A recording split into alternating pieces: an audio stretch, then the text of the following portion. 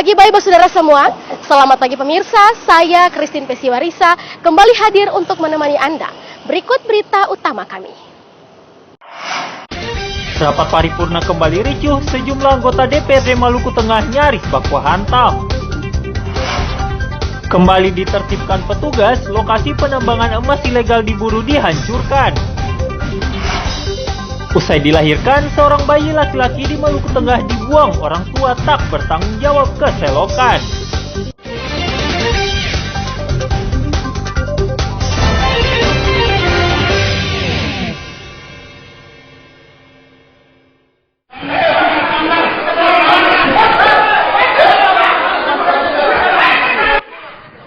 Lagi-lagi, wakil rakyat kembali mempertontonkan perilaku yang tak terpuji.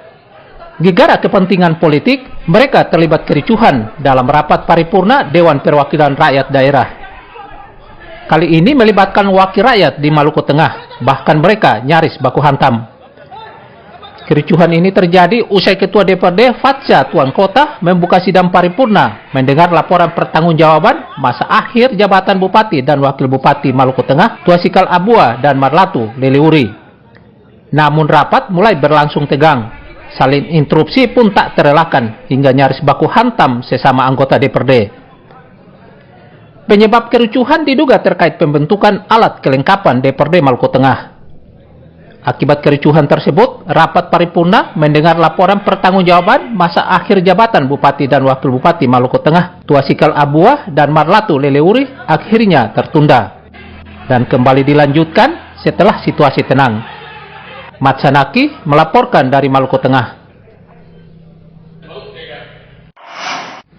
Sekarang dia begini dingin kakanis. Nanti mama ambil air. Warga dusun Wainusa Laut, Waitatiri, Negeri Suli, Kecamatan Salahutu, Maluku Tengah digegerkan temuan bayi yang dibuang orang tuanya. Bayi lelaki tersebut ditemukan pada pukul 09.50 waktu Indonesia Timur di dalam tas kresek berwarna putih di selokan samping kebun singkong sekitar permukiman desa tersebut. Bayi dengan panjang 43 cm, berat 1,7 kg ini ditemukan salah satu warga saat hendak ke kebunnya di sekitar lokasi tersebut. Oleh warga, bayi lengkap dengan tali pusar dan ari-arinya tersebut kemudian dibawa ke rumah sakit.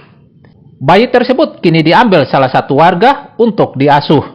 Nah, ini anak dalam penyertaan Tuhan saja, dia tumbuh besar, ketua semua mendukung dia, jaga dia sampai dia besar, sayang dia. Sekarang kita masih mengembangkan kira-kira siapa pemilik bayi ini, itu masih dalam penyelidikan. Sementara orang tua bayi kini masih dalam pengejaran polisi. Muhammad Syahrul Sunet melaporkan dari Maluku Tengah.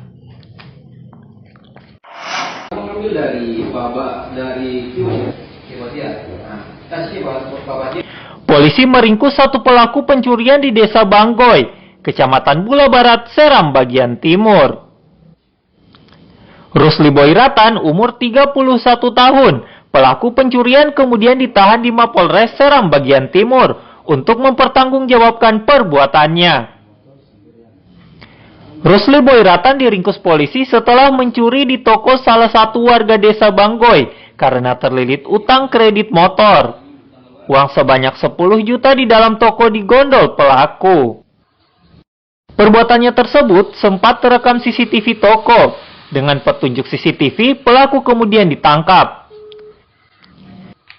Di mana kejadian tersebut dilaporkan oleh korban pada tanggal 31 Juli 2022. Laporan tersebut dan mengembangkan penyelidikan kaitannya dengan pencurian sesuai petunjuk yang ada di CCTV, sehingga kita dapat melakukan penangkapan terhadap tersangka. Tersangka kini ditahan di Mapolres Seram bagian timur dan terancam 5 tahun penjara. Babang Sohilau melaporkan dari Seram bagian timur.